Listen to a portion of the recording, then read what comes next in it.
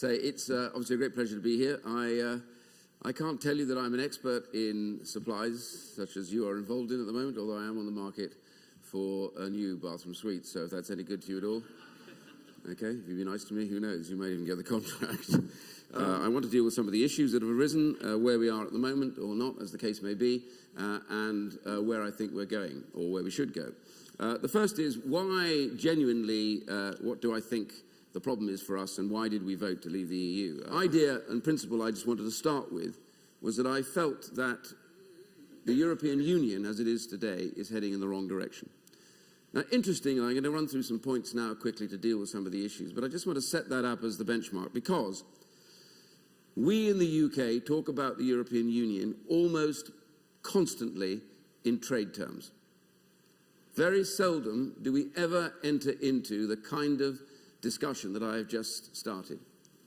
But if you talk about the European Union in Belgium or France or Italy, it is this that they will discuss, not the trade. They will talk about the great aspiration about where Europe is heading and what it is about. They very rarely will talk about trade at all. They will talk about the view of what the European Union's great project is about. And so this is very interesting that we here in the UK look at this completely differently. We believe to this day that we joined it for a marketplace. We joined it because it gave us access. We joined it because we believed it was better for us in business terms. That's the fundamental belief that most of us probably sitting in this room really think what the common market was all about. So when we talk about leaving the European Union, not Europe, when we leave the European Union, my view is that we're not leaving something that's static. What we leave today will be very different about what the European Union will be in 2, 3, 4 and 5 years.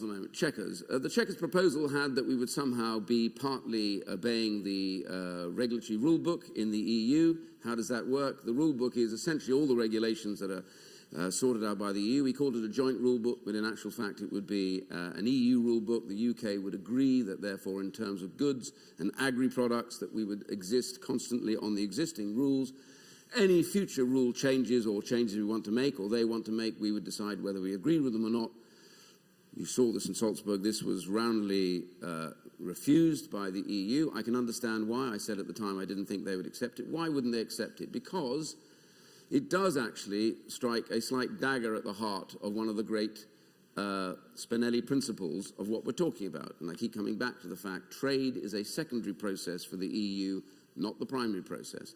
The 4 freedoms that they have in the EU are inalienable. In other words, they do not believe that they can in any way be altered, because if they alter them, they think that it starts to break up the EU. It is wholly possible, I believe, for us, if people are being rational, to be able to strike a reasonable deal that allows the best access to those markets, but opens up markets such as the one that Japan was talking about the other day, which is a collective market at the TPP, Trans-Pacific Partnership, which would give us access at a no tariff and reduced regulatory barrier to a vast number of countries around the Pacific Rim. Also, America's passed 3 or maybe 4 bits of legislation preparing the ground for a trade deal with us. They said that we would be the #1 priority to get this done. They are desperately keen to do it, and they're waiting for us to go. So I think the opportunities also for the UK are very big. Many countries, including Australia and India, have expressed a desire to ensure that we do deals with them. So taking back control means taking back control in the UK of our laws, our borders and our money, but it means also remaining friends, trading and cooperating with the EU, but at the same time reopening ourselves in a sense to the rest of the world where the majority of our export market is at the moment.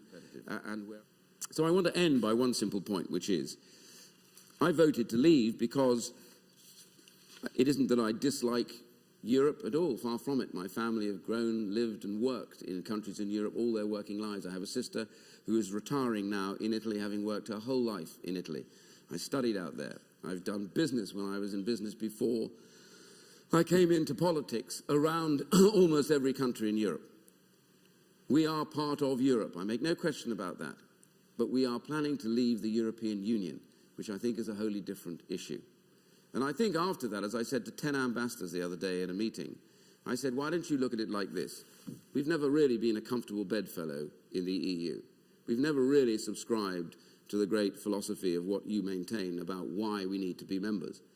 We've really always been about the marketplace in general, and we are essentially a free trading nation. We believe massively in free trade, and I believe we are at our best when we do that. We lead the world in that. And I believe, therefore, we'll be better friends and neighbours when we're out. We won't be stopping you doing what you want to do, but we will get on with you, and we'll support you when you need it. And that's my main point about it, really, which is, as the WTO, Mr. Azevedo said, the arrival of the UK back at the WTO will be almost the single biggest thing to get the World Trade Organization moving in the right direction, back really getting free trade on the agenda. And more importantly, for 20 years now, Europe and others have blocked service sector in the WTO, coming under the World Trade Organization regulations, opening up those markets to what we do most, which is supply services in the most profitable way that runs a surplus with every country that we do business with, including the European Union. That has been hampered because of that failure. So my simple point to all of you is, as we leave, I do genuinely believe that we will face, yes, challenges, but I believe the rewards for a country that rediscovers what it's like to take its full place in the world will be quite enormous. Thank you very much.